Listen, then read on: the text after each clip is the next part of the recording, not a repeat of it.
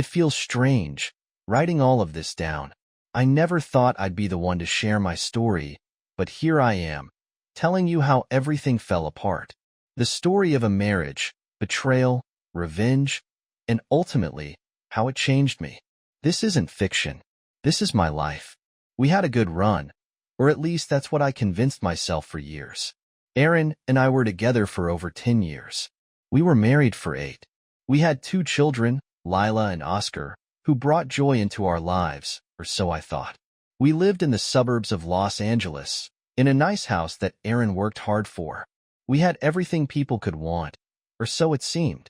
But behind all that, something was missing. Something important. Something I couldn't put my finger on, until it was too late. Erin was a successful businessman in real estate. I should have been proud of that, and I guess I was at first. But then, as the years passed, I started to realize that his success came with a price. He was always gone, working long hours, traveling for business meetings, and always glued to his phone. When he was home, it was like he was physically present but emotionally absent. The late nights, the phone calls, the never-ending emails, it was all too much. I started to feel like a ghost in my own home. I'd tidy up the kitchen, take care of the kids, but there was this silence between us that no amount of housework or parenting could fill. I missed him, but it wasn't the kind of miss you feel when your partner is just away for a while. It was more profound, like I had lost him somewhere along the way. When he would come home after a long day, he'd be too tired to talk. He'd turn on the TV or go for a run, trying to unwind. I tried to initiate conversation, but it felt forced. It felt like I was talking to a stranger. And, to be honest, I started to resent him for it. But I didn't know how to talk to him about it. I didn't know how to say, "I need you here with me." Instead, I kept it all inside, like some kind of burden that only grew heavier with each passing day. The worst part? I didn't even know if he noticed. But there was someone who did. Leonid, my father-in-law. At first, it was just casual. He'd come over now and then to talk about the old days or catch up on life. He had recently lost his wife, Erin's mother, and I suppose he was feeling the same emptiness I was. He'd show up on weekends, sit in the living room, and we'd talk. He wasn't a bad guy, not at all. But the more we talked, the more I realized how much I missed having someone to really talk to. Leonid was a good listener. He'd share his stories, his memories, and I would listen, feeling that familiar sense of connection I hadn't felt with Erin in months. It started out innocent enough, just 2 people, talking about life. But as time passed, our conversations got deeper. Leonid's visits became more frequent, and our bond grew. We shared our frustrations, our losses, and it felt good. Too good. I found myself looking forward to his visits, finding comfort in his presence when I was so lonely. And then, one evening after a family dinner, something happened. Something I didn't see coming. I had just cleared the table, and as I walked past Leonid, his hand brushed against mine. I froze for a second, the touch sending an unexpected jolt through me. He didn't pull his hand away right away. And that's when it happened. Our first kiss. It wasn't planned. It wasn't something I had even considered before, but there it was. A kiss that changed everything. I couldn't stop it. I didn't want to stop it. It wasn't a passionate kiss, not like something from a movie. It was slow, tentative, almost like we were both testing the waters. But it felt real. It felt like a connection I hadn't had in so long. It was a simple kiss, but it spoke volumes. The loneliness, the frustration, the unspoken words that had built up over the years, it all came rushing to the surface in that one moment. And I didn't pull away. Neither of us did. I think I realized then that something inside me had been yearning for this kind of connection for far too long. Leonid had given me a part of myself I didn't even know I had lost. And for a fleeting moment, I felt alive again. But guilt quickly followed. What was I doing? How could I have let this happen? My mind raced, and yet, there was a part of me that didn't want to feel guilty. I was just trying to fill the emptiness that had taken over my life, and Leonid had unknowingly become the one to help me do that. The days that followed were a blur. We didn't talk about the kiss. We pretended like it never happened. But things had changed, and I couldn't ignore that change. Neither could Leonid. The dynamic between us shifted. It was subtle at first, but I could sense it. The way he looked at me when we were alone. The way he lingered just a little too long during our conversations. And that's when the guilt started to turn into something else. Something darker. I wasn't just lonely anymore. I was craving more. And in that craving, I started to lose myself. I had no idea what this would lead to. But somewhere deep down, I knew it wasn't good. I wish I had stopped there. I wish I had pulled away, apologized, and shut it all down before it spiraled further. But that would be the beginning of everything falling apart. And you know what? That's just part of the story. But I'll save the rest for another time. It's hard to pinpoint the exact moment when everything started to unravel, but I remember noticing little things. Small, almost imperceptible changes that didn't seem like much at first. But, looking back, they were signs. Signs that something wasn't right. The first thing I noticed was the distance between us. Jessica, my wife, started spending more time away from home. At first, it was just a couple of afternoons at her mother's house, but soon it turned into weekends. Sometimes she'd mention she was going to visit friends, or that she needed time to herself. She never asked me to come along, and I never thought to question it. After all, I was busy too. My work in real estate was demanding, and I was traveling a lot. But even when I was home, something was different. She seemed colder, almost like she was avoiding me. We used to talk about our days, share little moments when I got back from a long day at the office, but now she would barely make eye contact. I'd ask about her day, about the kids, and she'd give me short answers, like she wasn't even listening. It wasn't the same anymore. Her tone was clipped, her body language closed off. And whenever we tried to have a conversation, I could feel this invisible wall between us. Then there was her phone. She started checking it more often, even in the middle of conversations, and I could see her face light up when a message came through. At first, I told myself I was just being paranoid. Maybe she was just busy with work or talking to her friends. But then something changed. She started leaving her phone around more, unattended. That's when I began to notice the small things that didn't add up. If I picked up her phone, even just to move it, she would jump up and grab it quickly, almost nervously. And there was this tension in the air, this subtle unease whenever I got close to it. I didn't think much of it at first. Maybe she was just protective of her privacy, right? But it bothered me. I could sense something was off. And then, one day, it happened. It was a Wednesday afternoon, and I was working from home, taking a quick break. I was walking past the kitchen table when I saw her phone sitting there, unlocked. I don't know what made me do it, but I picked it up. Maybe I wanted to find some kind of clue, something to justify the feeling gnawing at the back of my mind. I don't know what I was expecting, but it wasn't what I found. I opened her messages, just out of curiosity, and my heart sank when I saw the text. It was from Leonid, her father. And the message? I can't take the distance between us anymore. I froze. I stared at it for what felt like hours, trying to process what I had just read. It was clear. It was unmistakable. My mind raced. Was she talking about me? Or was she talking about him? But what was this distance she couldn't stand? My gut told me everything I needed to know.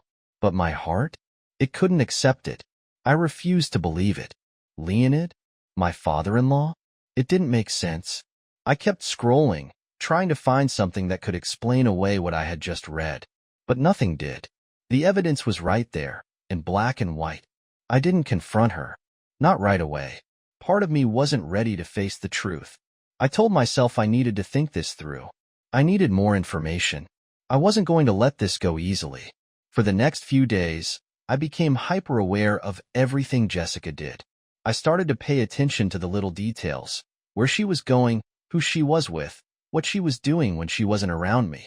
I tracked her movements, asking myself why she'd always seem to be out when Leonid was in town. And every time she came back, her face was different. There was a new light in her eyes. And when I asked her about her day, she'd act a little too casual, like she was hiding something. I realized then that her trips were never just to her mother's house or a friend's place. It was always the same story. A vague excuse, a rushed goodbye, and a new message from Leonid. It was all starting to add up. And with every new discovery, the more distant we became. I couldn't stop it. I couldn't ignore what was happening. I knew something had to give, but I wasn't ready to confront her just yet. I needed to know more. I needed to see how far this would go before I took action. So, I did what I thought was best. I played the part of the oblivious husband. I let things go on as usual, even though my stomach was in knots. I stopped asking her about her day. I stopped showing her affection. I distanced myself, almost on purpose. I wanted her to feel what I was feeling, the coldness, the emptiness. And the strangest thing happened. The more I pulled away, the more I saw her start to crumble. She seemed unsettled, like she could feel the shift. I saw her looking at me more, as if she was trying to gauge my reaction. She'd ask me why I wasn't talking to her like I used to, but I didn't answer. I let the silence stretch on, and all the while, Leonid's name haunted me. The more I thought about it, the more I couldn't shake the feeling that I was being played. I needed advice, someone I could trust. That's when I reached out to Mark. Mark's a lawyer and a longtime business partner. I've known him for years, and I've always respected his judgment. He was the kind of guy who could read people, and I needed his help. When I told him about the situation, his face went pale. He immediately sensed something was off. "Aaron," he said, "this doesn't sound like a simple misunderstanding. This sounds like something much deeper." He promised to help me figure out what was really going on. And that's when I realized just how deep this rabbit hole could go. But I still couldn't bring myself to confront Jessica. Not yet. I had to know if there was more. And I was ready to find out just how far she was willing to go. The pain was unbearable at first. There were days when I would lie awake, staring at the ceiling, wondering how it had come to this. My marriage, the one I thought would last forever, was slipping through my fingers. But instead of letting it consume me, I decided to take control. If Jessica wanted to play games, I could play them too, and I would play them better. I wasn't going to confront her outright, no, that would have been too easy. I wanted her to see what she was losing. I wanted her to understand the weight of her betrayal without a single accusation from me. I needed her to feel the same emptiness I did. So, I did what any self-respecting man would do when he's been wronged. I became the perfect husband. It started with a grand gesture. I booked a table at one of the best restaurants in town, a place that screamed romance. I wanted to show her that I still cared, that there was a part of me that was fighting for this. I told her I wanted to reconnect and reminded her how much she meant to me. And when we sat down at that table, the candlelight flickering between us, I saw that flicker of hope in her eyes. She looked almost relieved, like she wanted to believe this was the start of something better. I could see it in her face, the desperate longing for reassurance, for comfort, for a way out of the mess we were both in. "You know I've always loved you," I told her, trying to sound sincere. "I know things have been rough, but we can make it work. We've been through so much together, Jess." And for a moment, I thought she might actually believe me. She smiled, and there was a softness in her expression that I hadn't seen in months. I could tell she was trying to hold on to the illusion that we could fix things. But the truth was, the illusion was already shattered. I could see the conflict in her eyes. She wanted to believe me, but her heart was no longer fully in it. There was something else, someone else, that was pulling her away. It didn't take long for her to start questioning my sincerity. I could feel the coldness returning, the walls she had built up inside her creeping back. I couldn't help but smile to myself. This was part of the plan. After that dinner, I made sure to distance myself. No more affectionate gestures, no more soft words. I didn't need to rub salt in the wound. All I had to do was stop trying. She needed to feel the void. She needed to understand that she wasn't the only one who could pull away. I stopped asking about her day, stopped offering to help with the kids, stopped being the man she once knew. Instead, I became distant, colder. The more I withdrew, the more she seemed to panic. Every time I was away from her, I could sense the unease building inside her. She'd call me, leave me messages, but I'd let them go unanswered for hours. I was giving her a taste of her own medicine. At the same time, I knew exactly what to do next. I had an ally in this game. Her name was Casey, a longtime friend of Jessica's who had always been on the periphery of our relationship. She was young, ambitious, and a little naive, perfect for my purposes. Casey had always been a little too friendly with me, a little too complimentary, but I saw an opportunity now. I started spending more time with her, inviting her out to dinners, meeting her for late-night drinks, pretending that I was simply looking for company. I wanted Jessica to see it. I wanted her to feel the jealousy slowly creeping in. At first, Casey didn't understand what I was doing. She thought it was just a couple of friends hanging out. But soon enough, she was looking at me differently. I could tell she liked the attention I was giving her. And it was working. Jessica started noticing. I could see the tension in her face when she'd see me with Casey, the way her eyes would narrow when I'd mentioned something about our latest dinner. She didn't want to ask about it, but I could tell she was bothered. She would try to mask it, but the cracks were starting to show. It was perfect. I was breaking her down without lifting a finger. I wasn't the only one who was cold now. She was retreating into herself, too. And the more she pulled away, the more I allowed Casey to fill that void, to take up the space that Jessica had abandoned. But while I played my game, something else was happening. Jessica was struggling. The guilt of what she'd done with Leonid was weighing on her. I could see it in the way she would pause before speaking to me, in the way her eyes would flicker with uncertainty when she thought I wasn't looking. Her affair was fading, yes, but it hadn't been erased. The bond between her and Leonid still lingered, even if the physical part of it had ended. But I didn't care. I wasn't concerned with Leonid anymore. He wasn't my problem. I had Jessica exactly where I wanted her, confused, hurt, and realizing that the man she had once known wasn't there anymore. She was slowly beginning to understand that I wasn't going to fight for her like I had before. I wasn't going to beg her to come back to me. I wasn't going to make it easy. And just when I thought I had her, just when I thought she had no more moves left to play, I dropped the bomb. I started telling her that I might be moving on. I'm not sure about us anymore, I'd say. I think I need to start looking at other options. I didn't give her specifics, but I let the implication hang in the air. It was a calculated move, one that sent her spiraling. And she did spiral. I watched her break, little by little.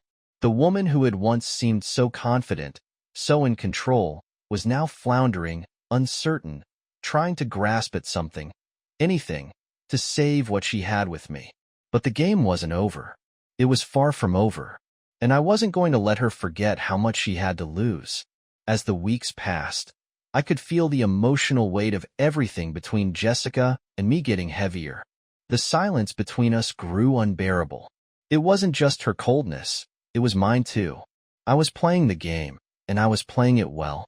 But somewhere deep inside, a part of me had already moved on, knowing that I couldn't stay in this mess any longer. Jessica was unraveling. The guilt from her affair with Leonid weighed heavily on her, and she didn't know where to turn. She was losing me, but it seemed like she still couldn't let go of the past. The way she looked at me, pleading, desperate for me to return to the man she once knew. It made me sick. How could she even ask for that, after everything she had done? I knew exactly what I was doing. Every time she looked at me with those eyes full of confusion and regret, I held my ground. I wasn't going to let her off the hook. Not after everything. And then, Casey. I continued to use her. Casey was more than just a way to make Jessica jealous. She was a tool, one I could manipulate to further my agenda. I spent more and more time with her. Dinner after dinner, late-night conversations in her apartment, everything designed to break Jessica further. At first, Casey had no idea what I was doing.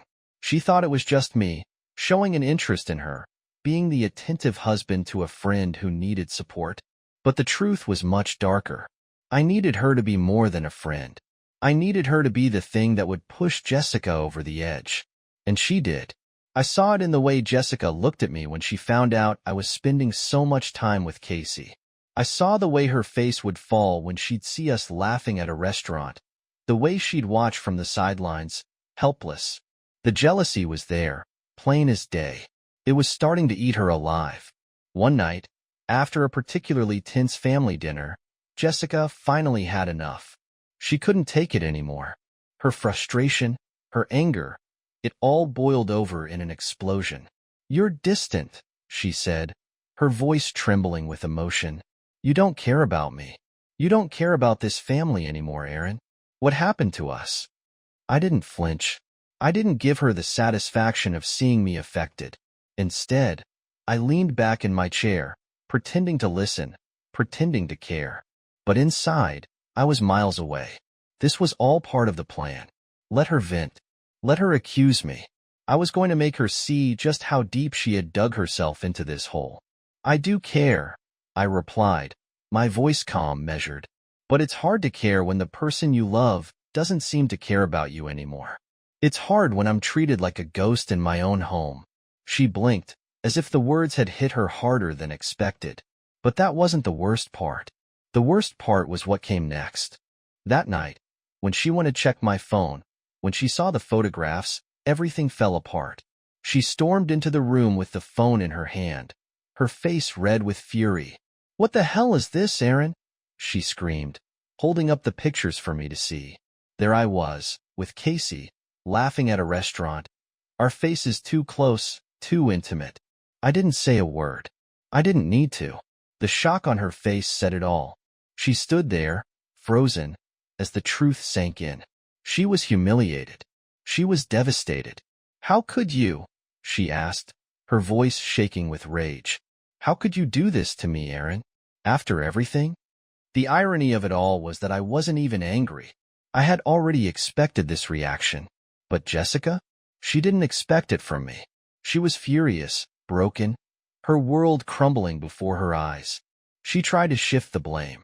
"I wasn't the only one who crossed the line," she spat. "You were with her, behind my back. You're a hypocrite."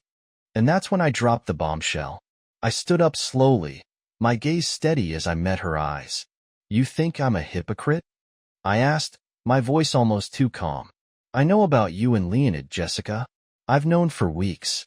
The color drained from her face. Her eyes widened in disbelief as the words sank in. She opened her mouth, but no sound came out. I watched her struggle for a moment before I continued. "I know everything, Jessica," I said, my voice low. "I've been watching you. I've been watching you with him. You thought you could hide it, but I saw it all. I've been collecting evidence. Every interaction, every moment. I've been keeping track." She shook her head, still trying to process what I was saying. "No, you're lying," she whispered, as if hoping this was all just some sick joke. But I wasn't lying. I had known for longer than she could imagine. I'd seen the way they interacted, the way she couldn't stop herself from reaching out to him, from leaning into him emotionally. I knew, and I had waited. I had waited for the perfect moment to make her realize that she had lost everything. "Your affair with him? It wasn't a mistake, was it? You don't even know what you've done anymore, do you?" I asked, my words cutting through the tension. She took a step back, her hands trembling as she tried to hold herself together. But I wasn't done. "You started this game, Jessica," I said, my voice colder than I had ever heard it. "You crossed the line. You played with fire. And now, I'm playing it my way." Her face crumpled in disbelief. She opened her mouth to say something, to apologize, maybe, but nothing came out. She couldn't find the words to fix this, because there was no fixing it anymore. I stared at her for a long moment, watching as the tears welled in her eyes, before I turned and walked out of the room, leaving her standing there, broken and crushed. I didn't look back. As I left, I realized that our marriage was over. She had broken me, and now I was returning the favor. But I wasn't just leaving her behind. I was leaving the woman who once meant everything to me in the dust. She wasn't going to win this. Not anymore. The divorce was swift. There was no long, drawn-out battle. No messy arguments in court. It felt almost as if Jessica was too shocked to even react. I had made my decision. There was no turning back. In a way, I think she was blindsided by how quickly everything fell apart. One day, we were still living in the house we built together, surrounded by all the memories of our life. Our wedding pictures, the children's toys scattered around, the remnants of what we once had. And then, just like that, it was all slipping away. The house, the marriage, the family. It all felt like it was disintegrating in my hands. But I wasn't going to let it keep me chained to a past that no longer mattered. Jessica fought for a while. She tried to reach out to me, to salvage what was left. But the truth was, nothing she could say would ever change what had happened. The weight of her betrayal had already crushed everything. She had chosen Leonid over me, and now, she had nothing left. I signed the divorce papers without hesitation. It felt almost too easy, like a weight had been lifted off my shoulders. I had played my part. I had watched her destroy herself, and now I was free to start over. But it wasn't just about the destruction of my marriage. I didn't want to stay in Los Angeles anymore, not with all the painful memories. I needed to leave it all behind. Everything that had once been mine, everything that had once mattered to me. The city was too small now, too suffocating. I wanted a clean break. So, I decided to leave. I was going to start fresh, somewhere new, somewhere that didn't hold all the ghosts of the past. It wasn't a decision based on anger, it was a decision based on freedom. I was no longer tethered to anything or anyone. I was going to take control of my life and find what I truly needed. Before I left, I met with Casey. We had spent so much time together in the last few weeks, and while I wasn't entirely sure what we were, I knew that she was a part of my life now. She had become my companion, my confidant, and in some ways, my escape. We sat together at a small cafe, the weight of the situation hanging between us. "I'm not sure about us," I told her, my voice low. "I don't know if this is a relationship or just a way to get away from all the bullshit, but it feels like a fresh start. Something new." She looked at me, her eyes searching. "And what if it's not enough?" she asked. I thought about that for a moment. "I don't know, but it's all I've got right now." Casey hesitated. She wasn't the type to make decisions lightly, and I knew she was conflicted. But after everything that had happened, after seeing Jessica fall apart, she understood. She nodded slowly, almost resigned. "I'll come with you," she said. "I don't know what's waiting for us, but I don't want to be here anymore either." And so, we made plans. We were leaving Los Angeles, together. It wasn't about love, not yet, at least. It was about escape.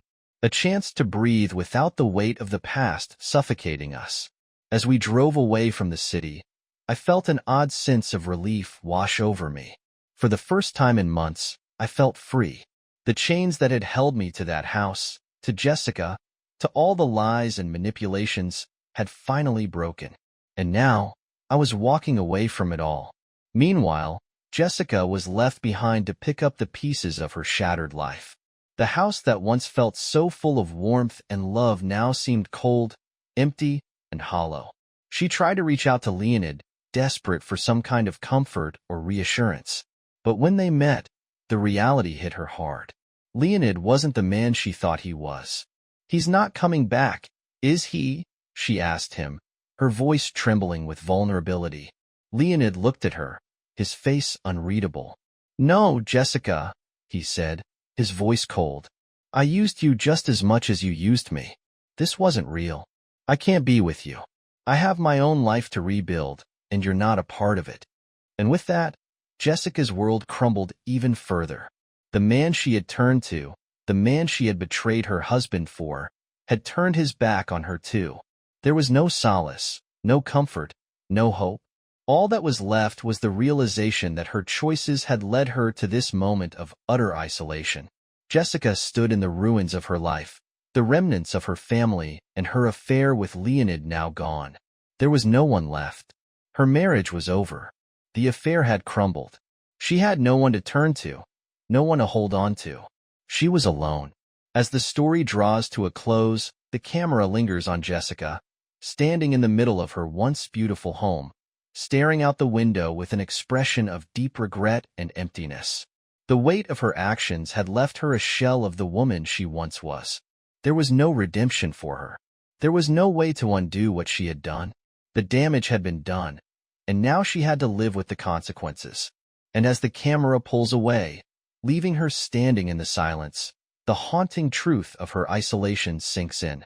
There is no happy ending. There is no coming back from this.